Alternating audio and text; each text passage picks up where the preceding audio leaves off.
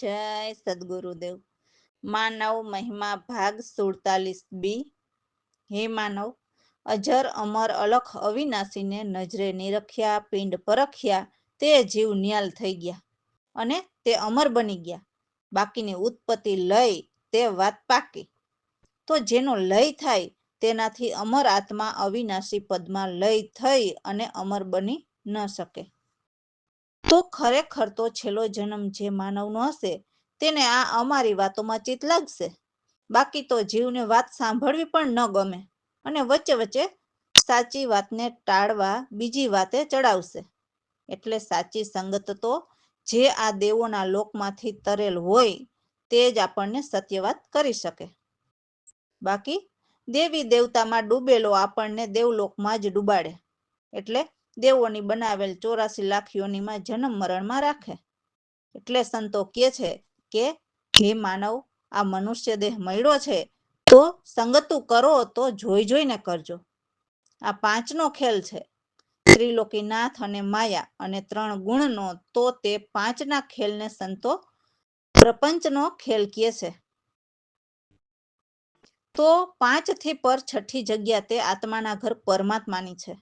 એટલે અનુભવી પરમાત્માના જ્ઞાનીઓ કહે છે કે હે માનવ, આ 5 થી પર જગ્યાને નિરખી પરખી લઈ અને આ જગતની અંદર કોઈ સાથે વેર નહીં તેમ કોઈ સાથે વાદ વિવાદ નહીં તેમ રહેવું।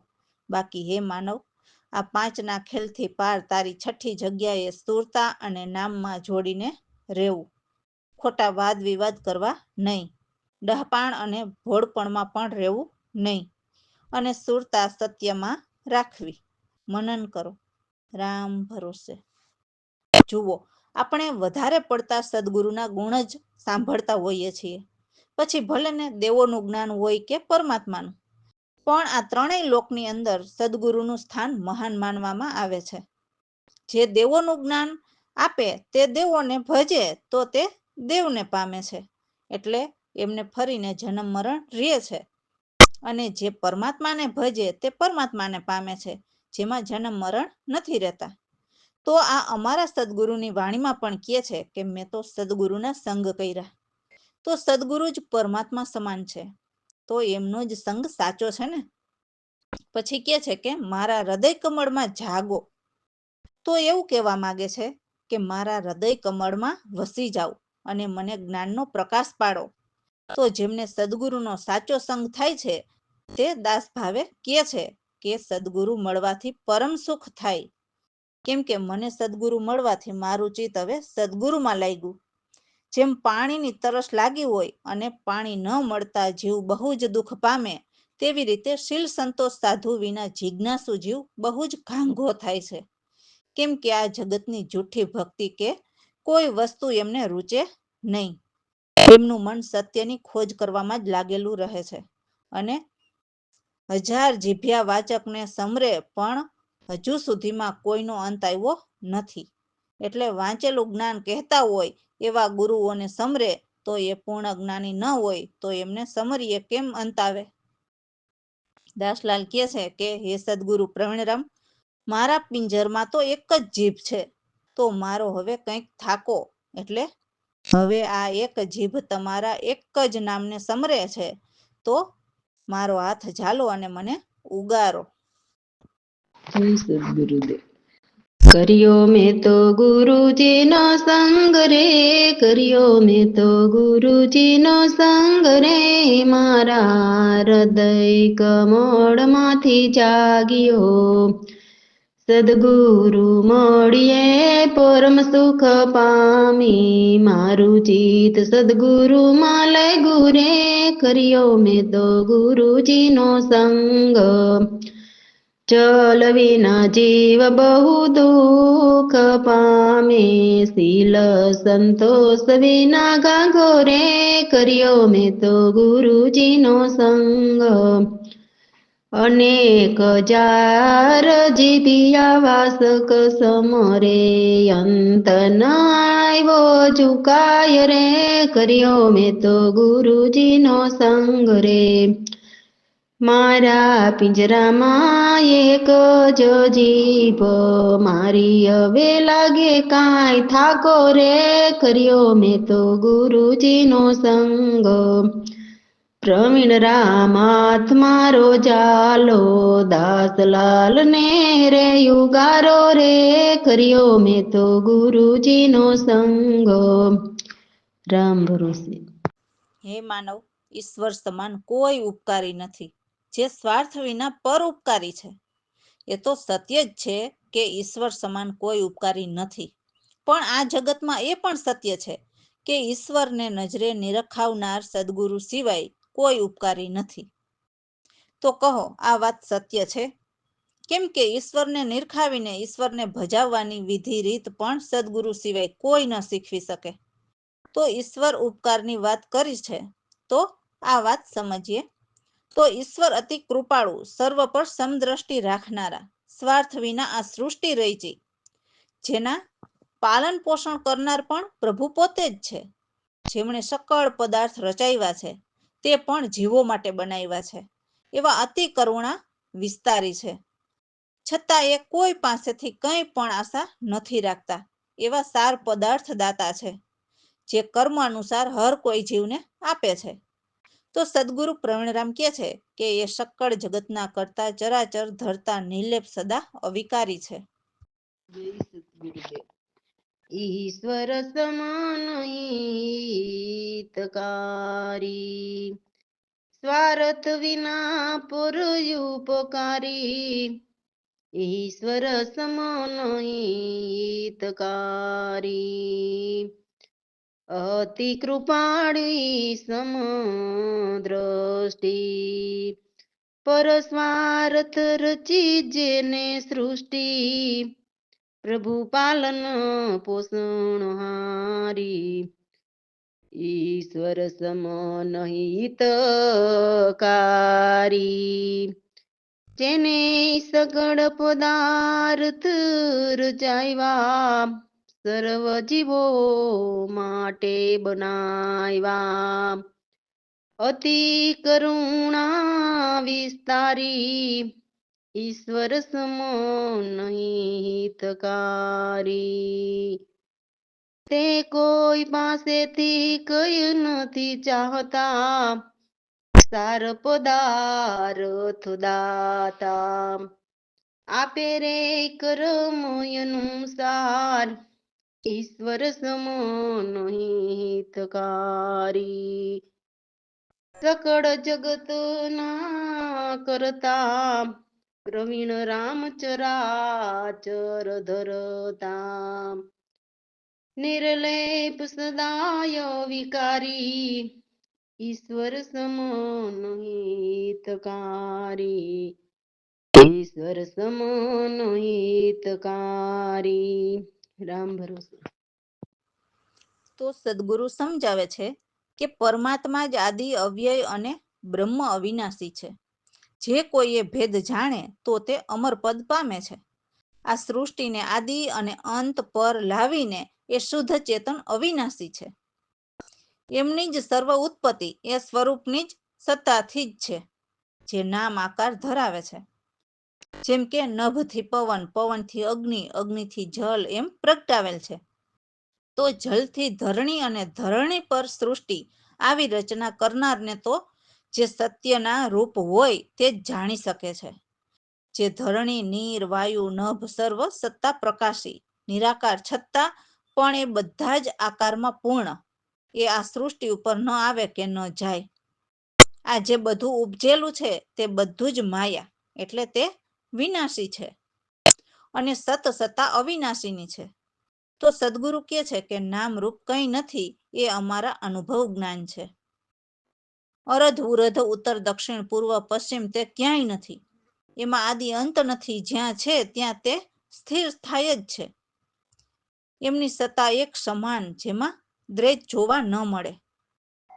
એમાં દ્વૈત વિધિની નિષેધ છે. સદગુરુ પ્રવીણરામ કહે છે કે તે અનંત કળા ચેતન સત સુખ પરમ પ્રકાશી છે. જય સદગુરુદેવ. અવ્યવયાદિ બ્રહ્માય વિનાશી જો કોઈ જાણે ભેદ મારા તે અમર પદ પામે અવ્યવયાદિ બ્રહ્મ્ય વિનાશી સૃષ્ટિને આદિ અને અંત પર લાવી શુદ્ધ સતા નિવાસી અવ્યવયાદિ બ્રહ્મ્ય વિનાશી સ્વત ઉત્પત્તિ પુરી સતાથી નામ આકાશ ધરાવે અવ્યવયાદિ બ્રહ્મ્ય વિનાશી નભથી પવન પવનથી અગ્નિ અગ્નિ જલ પ્રગટાવે અવ્યવયાદિ બ્રહ્મ્ય વિનાશી જલથી ધરણી ધરણ પર સૃષ્ટિ ત્યાંના રૂપ હોય તે જાણે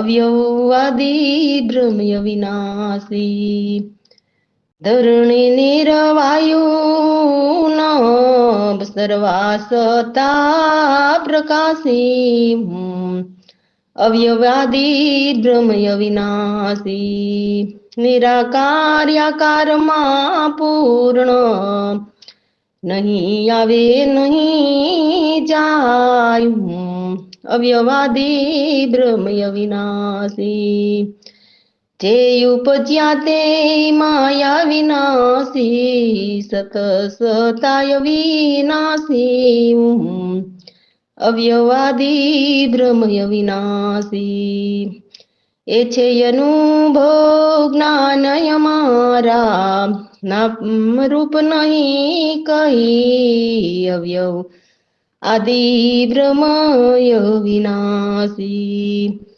અરધ્યુરધ ઉત્તર દક્ષિણ પૂર્વ પશ્ચિમ નહીં તે ક્યાંય અવ્યવ્યાદિ બ્રહ્મય વિનાશી આદિ અને અંત નહીં મારા એ જ્યાં છે ત્યાં જ સ્થાયુ અવ્યવાદિ બ્રહ્મય વિનાશી સતા સમાન દેત નહીં દરસે વિધિ નિષેધ બેવ નાશી અવ્યવવાદિ બ્રહ્મય વિનાશી અનંત કળા પ્રવીણ રામ તે ચેતન સત સુખ પરમ પ્રકાશી અવ્યવ્યાદિ બ્રહ્મય વિનાશી રામ ભરોસે તો હે મારા ભાઈ, તું રામ નામ રટી લે.